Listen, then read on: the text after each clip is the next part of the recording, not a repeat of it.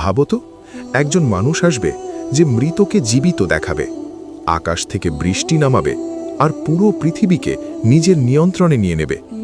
মানুষ তাকে খোদা মনে করে সিজদা দেবে, কিন্তু সে হবে ইতিহাসের সবচেয়ে বড় প্রতারক। হ্যাঁ, আমি কথা বলছি সেই ভয়ঙ্কর ফিতনার, দাজ্জাল।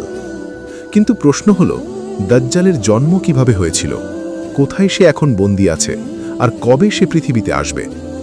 আজকের এই ভিডিওতে আমরা জানব দাজ্জালের পুরো কাহিনী, শুরু থেকে শেষ পর্যন্ত, এমন সব তথ্য যা হয়তো আপনি আগে কখনো শোনেননি।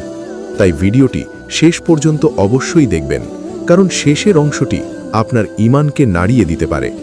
আর যদি আপনি এমন ইসলামিক রহস্যময় কাহিনী ভালোবাসেন, তাহলে এখনই আমাদের চ্যানেলটি সাবস্ক্রাইব করুন, আর ভিডিওটি ভালো লাগলে অবশ্যই একটি লাইক দিয়ে আমাদের সাপোর্ট করবেন। চলুন তাহলে শুরু করা যাক দাজ্জালের রহস্যময় কাহিনী। অনেক অনেক বছর আগে, এমন এক সময় যখন পৃথিবীতে অন্যায় বাড়তে শুরু করেছিল, তখন এক অদ্ভুত ঘটনা ঘটে। একটি পরিবারে জন্ম নেয় এক অস্বাভাবিক শিশু। জন্মের পর থেকেই তার আচরণ ছিল অদ্ভুত। অন্য বাচ্চাদের মতো সে কাঁদত না, বরং গভীর দৃষ্টিতে চারপাশ দেখত। লোকেরা ধীরে ধীরে বুঝতে পারল, এই শিশু সাধারণ কেউ নয়। তার একটি চোখ ছিল বিকৃত, আর একটি চোখ অস্বাভাবিকভাবে বড়। তার শরীরেও ছিল অদ্ভুত গঠন। গ্রামের লোকেরা ভয় পেতে শুরু করল শিশুটির অদ্ভুত ক্ষমতা। শিশুটি বড় হতে থাকলে তার মধ্যে দেখা যায় অস্বাভাবিক ক্ষমতা। সে মানুষের মনের কথা বুঝতে পারত, কখনো কখনো ভবিষ্যৎ সম্পর্কে ইঙ্গিত দিত। তার কথা শুনে মানুষ বিভ্রান্ত হয়ে যেত। অনেকেই তাকে অলৌকিক ভাবতে শুরু করল, কিন্তু কিছু জ্ঞানী মানুষ বললেন, এটা রহমত নয়, বরং বড় ফিতনা। একসময় কিছু লোক তাকে ধরে একটি দূরবর্তী দ্বীপে বন্দী করে রাখে। সে দ্বীপ ছিল জনমানবহীন, চারদিকে শুধু সমুদ্র। সেখানে তাকে শিকল দিয়ে বেঁধে রাখা হয়। কিন্তু প্রশ্ন ছিল, কে তাকে সেখানে বন্দী করল? কেন তাকে হত্যা করা হলো না?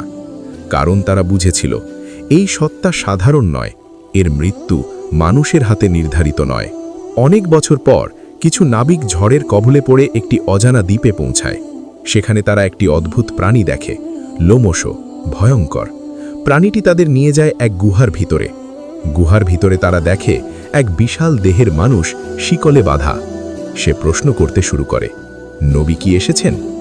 আরবের অবস্থা কি? খেজুর গাছ কি ফল দিচ্ছে? নাবিকরা ভয় পেয়ে যায়।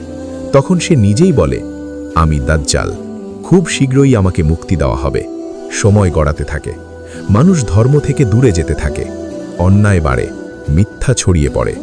মানুষ দুনিয়ার লোভে অন্ধ হয়ে যায়। এই সময় শুরু হয় কিয়ামতের বড় আলামতগুলোর একটি, দাজ্জালের আবির্ভাব। একদিন পৃথিবীর এক প্রান্তে দাজ্জাল মুক্তি পায়। তার সাথে থাকে বিশাল ফলোয়ার, জাদুকর, ভণ্ড, পথভ্রষ্ট মানুষ। সে নিজেকে প্রথমে একজন ভালো মানুষ হিসেবে পরিচয় দেয়। তারপর ধীরে ধীরে দাবি করে, আমি তোমাদের নেতা, আমি তোমাদের রব। দাজ্জালের ভয়ঙ্কর ক্ষমতা। দাজ্জাল মানুষকে বিভ্রান্ত করার জন্য দেখাবে আকাশে বৃষ্টি নামানো, মৃতকে জীবিত দেখানো, প্রতারণা, জমিনে ফসল ফলানো। মানুষ ভাববে, এটাই তো আল্লাহ, কিন্তু এগুলো হবে বড় প্রতারণা। দুনিয়া জুড়ে তাণ্ডব। দাজ্জাল পুরো পৃথিবী ঘুরে বেড়াবে, শহর থেকে শহরে, দেশ থেকে দেশে। শুধু দুটি জায়গায় ঢুকতে পারবে না, মক্কা, মদিনা, কারণ সেখানে ফেরেশতারা পাহারা দেবে। ভয়ঙ্কর পরীক্ষা। এই সময় মানুষের ঈমান সবচেয়ে বড় পরীক্ষায় পড়বে। অনেকেই দাজ্জালের অনুসারী হবে, কেউ কেউ ভয় পেয়ে যাবে। খুব কম মানুষ সত্যে অটল থাকবে। যারা ঈমানদার থাকবে তারা বলবে, এটা ফিতনা, আমরা আল্লাহর উপর ভরসা রাখি। ঠিক এই ভয়ঙ্কর সময়েই আকাশ থেকে অবতরণ করবেন হযরত ঈসা আলাইহিসসালাম। তিনি সাদা পোশাক পরিহিত অবস্থায় নামবেন। তার লক্ষ্য একটাই, দাজ্জালকে ধ্বংস করা। দাজ্জাল পালাতে থাকবে। ঈসা তাকে তাড়া করবেন। অবশেষে একটি স্থানে গিয়ে তাকে ধরে ফেলবেন এবং দাজ্জালের সমাপ্তি ঘটবে। দাজ্জালের মৃত্যুর পর পৃথিবীতে শান্তি ফিরে আসবে, ন্যায় প্রতিষ্ঠিত হবে, মানুষ সত্য পথে ফিরে আসবে, পৃথিবী হবে সুন্দর ও শান্ত। এই কাহিনী আমাদের জন্য শিক্ষা। দুনিয়ার চাকচিক্য সবকিছু নয়, মিথ্যা কখনো সত্য হয় না। সবচেয়ে বড় শক্তি হলো ঈমান।